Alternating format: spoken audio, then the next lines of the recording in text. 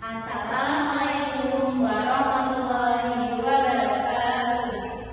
Baiklah, perkenalkan nama saya Nina Sinjurtiana dan rekan saya Suryanti. Kami dari kelompok 3 dengan judul artikel Metode Penelitian Tingkatan Kelas atau PTK, Prodi Pendidikan Islam Anak Usia Dini, Program Pasca Sarjana S2 UIN Fatmawati Soekarno Bengkulu dengan dosen pengampu Bapak M. Arif Rahman Hakim SPD Diptepo MPD PKD, mata kuliah metodologi penelitian. Yang selanjutnya akan dijelaskan oleh rekan saya. Baiklah, saya akan menyampaikan bagian pertama, yaitu ada pendahuluan. Penelitian tindakan merupakan penelitian yang dilakukan dengan beberapa tindakan dalam kompleksi suatu metode, pola strategi, aturan atau konsep pada suatu program atau kegiatan sehingga mendapatkan hasil yang terbaik dari kegiatan sebelumnya. Menurut Hoshi tahun 2010 menyampaikan bahwa penelitian tindakan merupakan suatu kegiatan untuk mengembangkan suatu tindakan sehingga diperoleh ilmu baru tentang tindakan yang praktis dan spesifik. Perbedaan antara penelitian tindakan dan penelitian biasa bisa kita lihat dari aspek pelaku tindakan dan prosesnya.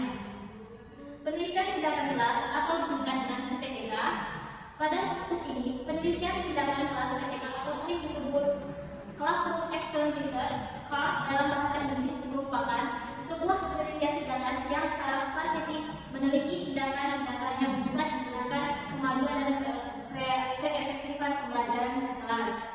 Selanjutnya yaitu berdasarkan pandangan Arifino tahun 2026 dan kawan-kawannya dalam bukunya Penelitian Tindakan Kelas. Penelitian tindakan kelas adalah kegiatan pengkajian dengan melakukan observasi terhadap tindakan yang diberikan berupa aktivitas belajar dan mengajar tertentu yang sengaja dilaksanakan secara bersama-sama. Bahwa ini hasil penelitian menunjukkan bahwa PTK dapat menjadi salah satu metode strategi bagi pendidik untuk meningkatkan suatu memperbaiki layanan pendidikan dan konteks pembelajaran di kelas. Selanjutnya pada penelitian tindakan kelas adalah kegiatan penelitian yang dilakukan oleh guru di kelas dalam bentuk refleksi diri melalui tindakan action yang dilakukan secara terencana, sistematis, dan berulang-ulang dalam siklus tindakan. Pertanyaannya adalah, beberapa penting penelitian tindakan kelas bagi guru melihat kedudukannya penelitian tindakan kelas ini merupakan kewajiban dan kebutuhan oleh guru. Tujuan penelitian untuk menggambarkan penelitian tindakan kelas atau PTK sebagai panduan praktis bagi guru institusi pendidikan di sekolah. Fokus penelitian mencakup ada beberapa konsep, yaitu ada konsep, paradigma, prinsip, dan karakteristik penelitian tindakan kelas. Yang kedua ada berbagai model tindakan kelas, dan yang ketiga ada kapan dalam penelitian tindakan kelas. Selanjutnya itu ada yang pertama ada karakteristik penelitian tindakan kelas. Kualitas pembelajaran suatu selalu dikaitkan dengan fasilitas pembelajaran yang memadai dan lengkap.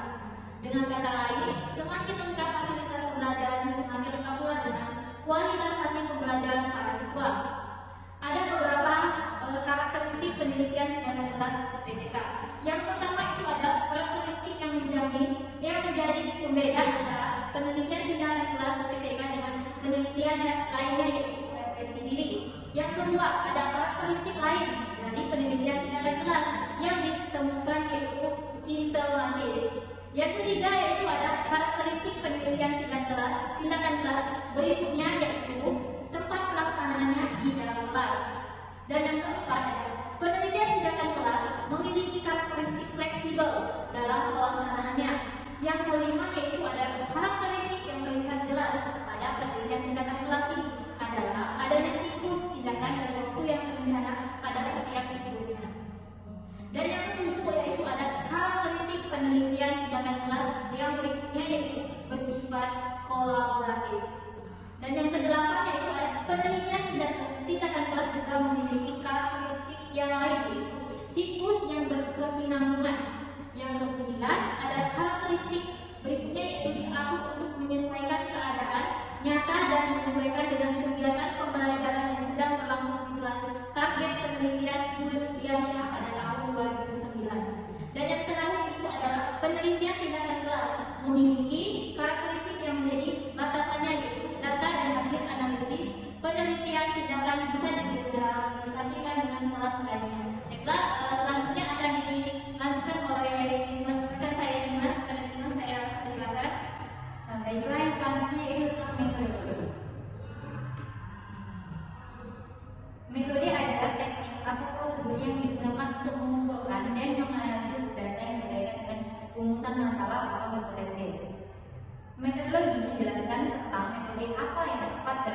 penelitian dan mengapa penelitian itu menggunakan metode tersebut.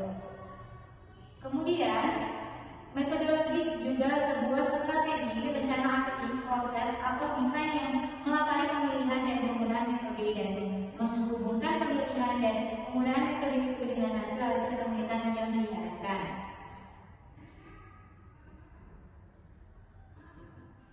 Contoh epistemologi, objektivitas, konstruktivisme, dan subjektivisme dengan varian-variannya. Contoh perspektif teoritisme atau positivisme dan positivisme, interpretivisme atau interaksionisme simbolik, fenomenologi. Lanjut saja langsung ke contoh kerangka penelitian tindakan kelas. Dari judul penelitian, misalnya aktivitas permainan dalam kuliah bahasa Inggris untuk meningkatkan minat mahasiswa dalam belajar reading, writing, speaking, dan listening. Bab 1 tentunya ada ketentuan.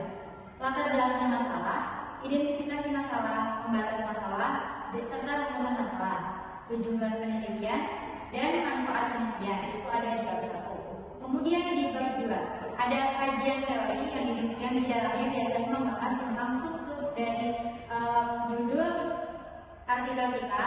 Kemudian di bab 3 ada metodologi penelitian, ada desain penelitian, ada perencanaan, ada tindakan, observasi, dan refleksi. Kemudian ada tempat dan waktu penelitian yang mencakup tentang metode pengumpulan data.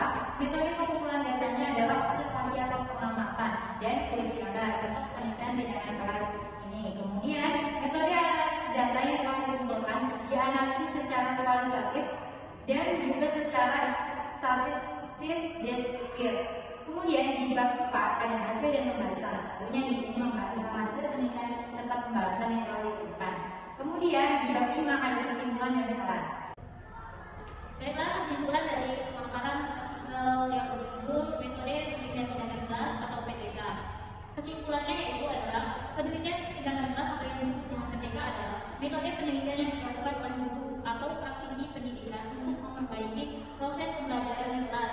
Tujuan utama PTK adalah untuk meningkatkan kualitas pengajaran dan hasil belajar siswa. Proses PTK melibatkan 4 tahap, yaitu yang pertama perencanaan, kedua pelaksanaan tindakan, ketiga observasi, keempat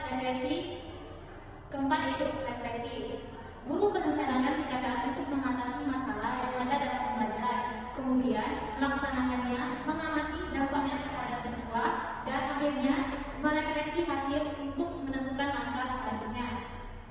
Melalui dengan PTK, guru dapat secara sistematis mengidentifikasikan dan menyelesaikan permasalahan di kelas, serta menerapkan strategi baru yang lebih efektif. Selain itu, PTK memungkinkan guru untuk berperan sebagai peneliti yang aktif dalam meningkatkan praktik profesional mereka sendiri berdasarkan data dan pengalaman langsung di kelas. Itulah hasil pemaparan dari artikel kami. Jika ada salah kata, kami mohon maaf kepada Allah, kami mohon ampun. Kami akhiri